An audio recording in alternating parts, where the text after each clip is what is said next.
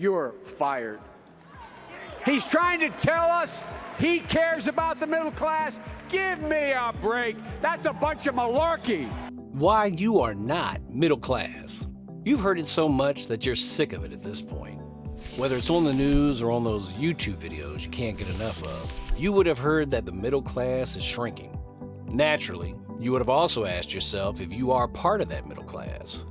Want to know the answer to that riddle once and for all? Keep watching to find out. To middle-class Americans, That's all for the middle class. A middle-class tax cut. America's middle class is getting hollowed out. Jobs are on a steep decline, and the wages of most people in developed countries have been stagnant for decades. Even in America, the country seen as the standard for the Western world, more and more families are battling with financial insecurity. So where exactly can we find this middle class that everyone keeps talking about? Who qualifies to be in it? Are the rumors that it is shrinking true? How do you fit into all of this? As it stands, these questions are difficult to answer, but it turns out that with some digging around, we may be able to get a rough idea of what this elusive middle class might be. The mystery of the middle class. Politicians often talk about the middle class, but it's surprising how vague the definition is. People really want to be a part of it. About 70% of Americans see themselves as middle class, even though only around 52% meet the income criteria. According to Pew Research Center, a three-person household earning between $45,200 and $135,600 in 2016 falls into the middle income category. The Brookings Institute suggests to us a wider range of $37,000 to $147,000 for a household of three. Some say anyone below the top 10% is middle class. A recent CNBC story highlighted a couple earning $500,000 who still felt average. This shows how blurred the middle class label is. Even households with higher earnings might see themselves as middle class. Maybe you're in this group. People who aim to move from middle to upper income but now hesitate to label themselves that way. Interestingly, since 1980, the upper middle class has seen gains in line with the economy, while the middle class has fallen behind. So why do many upper middle class or even upper class individuals still consider themselves middle class? The eternal law. Earn more, spend more. Money's impact in your life varies based on where you are. So what's upper middle class for one person might be middle class for another, and vice versa. People usually judge their success against those around them. For people in pricey cities or suburbs, their income might seem just okay compared to their peers. Here's the thing. People who need to work to maintain their lifestyle, both in their own judgment and socially, feel like they're in the middle class. This feeling gets stronger as your cost of living grows when you earn more. What seemed like luxuries to you before might become necessities when you're in the upper middle class. Take this couple, for example.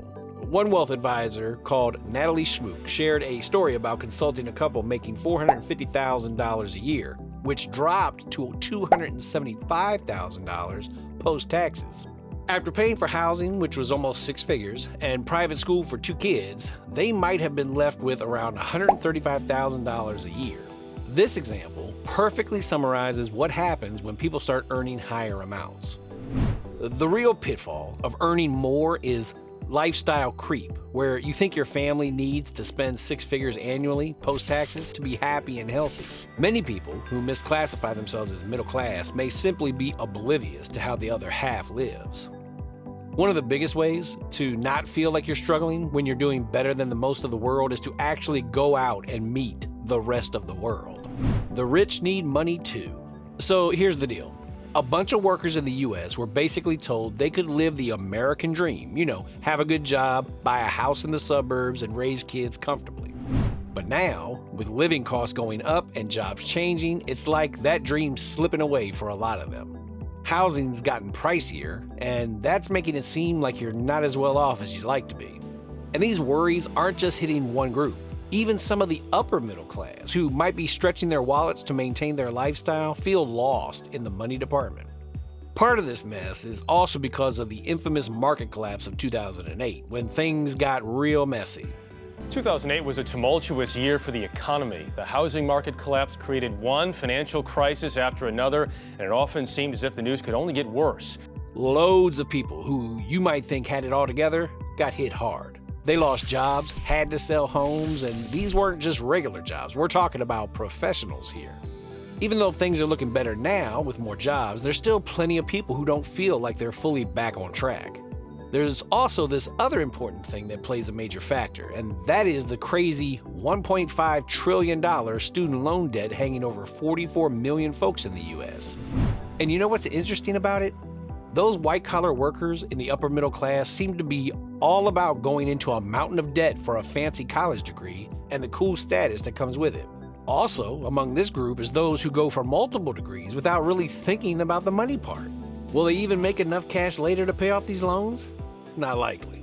It's like every high school graduate thinks they have to get into a top-notch school, and they end up racking up debt big time. But you know, there's also this weird gap between why education matters and what you actually do with it. This contributes to the ever-increasing gap between the upper and middle class. The more the middle class earns, the more they spend, which pushes them further down the ladder. It's a sad cycle that doesn't look like it's ending anytime soon. The middle class has been getting smaller, but more people are moving up to higher income levels, with the percentage going from 14% in 1971 to 21% in 2021.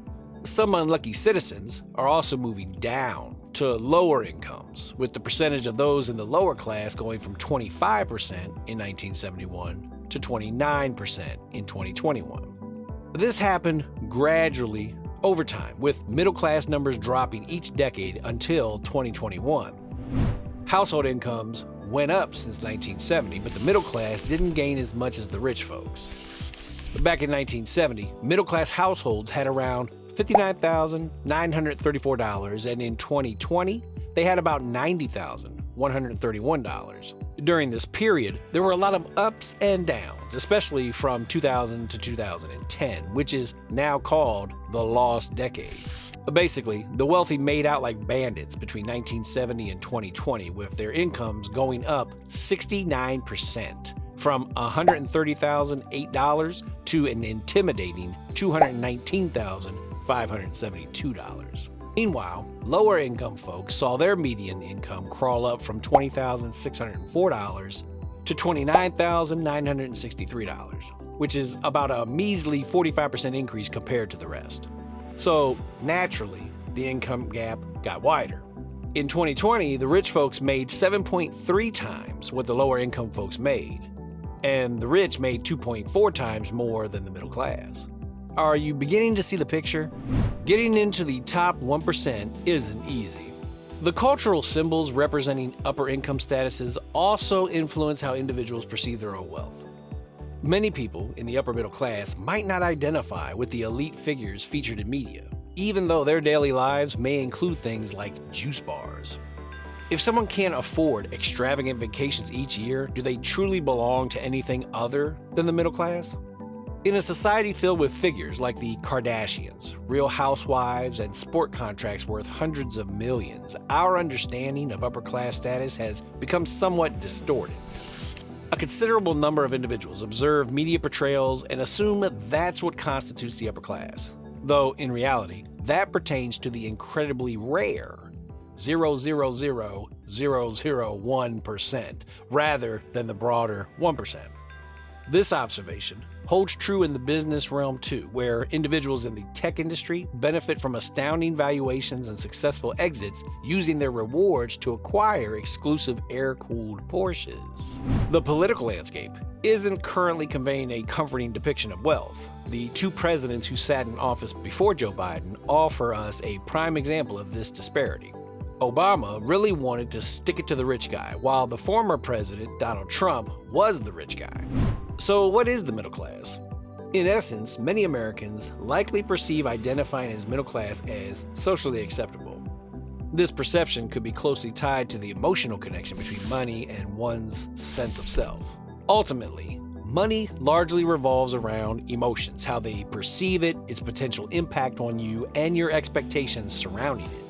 If you view yourself as middle class, then you probably might be. If you enjoyed this content, like and subscribe for more. Where money matters, we'll see you on the next one.